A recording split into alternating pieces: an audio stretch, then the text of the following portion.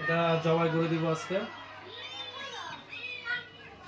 ক্যাঙ্গেল হয়ে গেছে, আমার আসলে একটা সময় নেই, অনেকজন অনেক ধরনের ভিডিও দিচ্ছে, আসলে ঠিক হয় না, যা সত্যি কথা। এই আপনারা বলেন যে ওষুধ এটা খাবালে ওইটা হয়তো, এতজন ডাক্তার ভাই, এত ডাক্তারি করলে আসলে ওইভাবে কবুতর ঠিক করা যায় না, যেটা মানুষ ভাবে। কিন্তু আসলে এত টাকা শখের কবুতর অসুস্থ হয়ে গেলে ওগুলো আসলে রিকভার করার জন্য কবুতর কেনার পর খামারে ঢুকাবার আগে চারপাশে আপনার দেখে নিতে হবে যে কবুতরটা ঠিক আছে কিনা। ঘুম করে এনে কবুতর কখনো খামারে ঢোকানো উচিত হবে না, নাহলে আপনার পুরো খামারই শেষ হয়ে যাবে। আমার অলরেডি 10 জোড়ার মতো কবুতর এখন পর্যন্ত মারা গেছে। এই কবুতরটা অ্যাঙ্গেল চলে আসছে, আমি অনেক ভিটামিন খাওয়ার পরও রিকভার করতে পারিনি, আজকে জবাই করে দিই। তো কবুতরটা ছেড়ে একটু দেখলাম, আসলে এটা কোনো রকমে এটা আগামীকালই দেখা যাবে ফুল অ্যাঙ্গেল হয়ে গেছে। আর আসলে রিকভার করার মতো আমার এতটা সময়ও নাই। তো আপনারা দেখতেছেন এটা খুব মার্কিং সম্পূর্ণ একটা কবুতর ছিল। এটার ওজন এখনই অলরেডি আধা কেজির মতো আছে।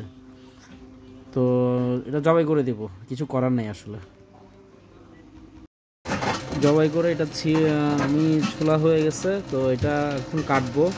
প্রথমে ফ্রাই করব, ফ্রাই করার পর এটা সালাদের মতো করে একদম ছোট ছোট এই ছিঁড়ে ছিঁড়ে আমি এটা ইয়ার সাথে মেয়োনিজ দিয়ে অথবা অন্য কোনো কিছু দিয়ে এটা বানাবার চেষ্টা করব বাচ্চাদের জন্য, ফ্রাই করার খেতে সুবিধা হয়। তো কীভাবে কাটবো এটা আমি আসলে বুঝতে পারতেছি না। তো প্রসেসিংগুলো আমি ঠিক করতেছি। পাখাগুলো রেখে দিব এবং পিছনের টুকরাটা আপনার যেটা পাছার মাংসটা রেখে দিব। কাটা শেষ। এখন দেখেন টুকরাগুলো অনেকটা মুরগির মাংসের মতো বড় হয়েছে।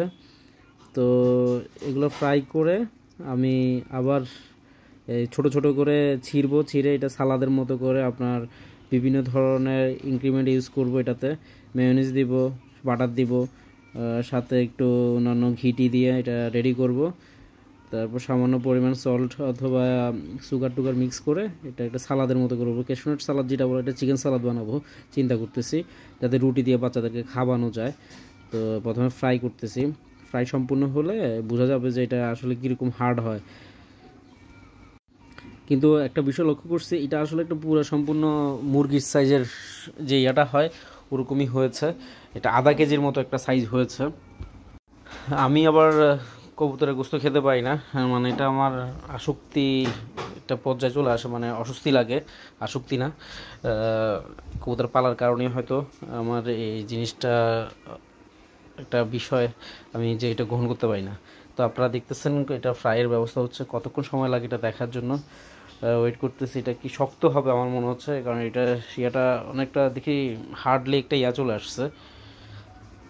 তো ফ্রাই করার পর এটাকে আমরা দেখাবো, এটা ছোট ছোট টুকরা করে এটা সালাদের মতো করে বানাবো। তো ভালো থাকবেন, আসসালামু আলাইকুম।